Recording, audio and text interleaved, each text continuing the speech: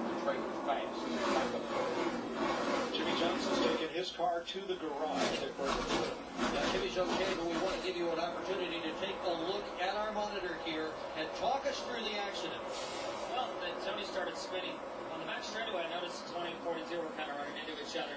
It looked like Tony was too happy with the 42. And they went down the corner, the 42 came up, got into him. At this point, I'm just trying to not get rear-ended, and unfortunately ran into the 20. So I think those guys had an issue that they were trying to sort out, and this is the end result.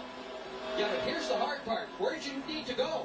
Well, I expected him to spin out of the way. I knew his momentum wasn't going to take him to the inside wall, so I stayed low on the track and was hopeful that he was going to slide back up the track, and just didn't work out. But we were limping around with the wounded engine, so just kind of put us out of our misery there.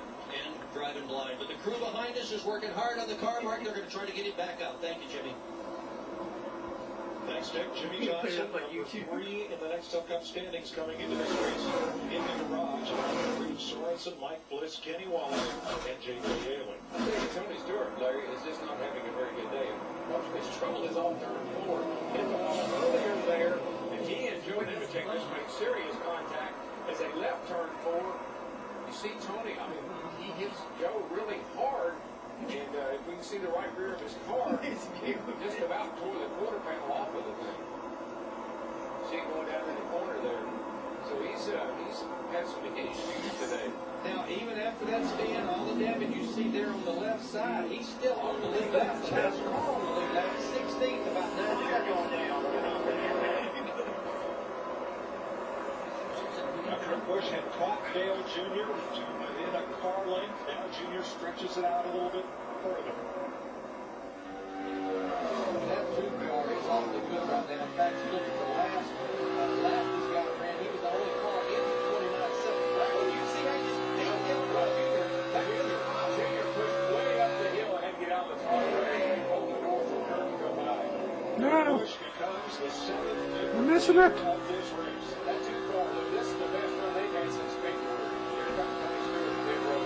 Yeah, he's not even had a top 5 finish since Talladega back last October, where he finished 3rd, Kurt Busch.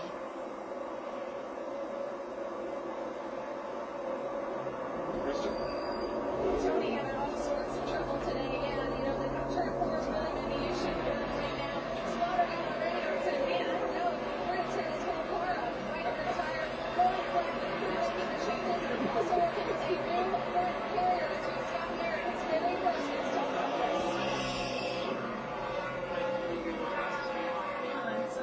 Yeah, Jimmy has had a decent day going bad here over the last 10 or 15 laps. They had to be very aggressive with the adjustments of this car all day long. Right, well, sure. We see damage to the right rear. Sure not the same car he had here last November when he was 150 laps of the race.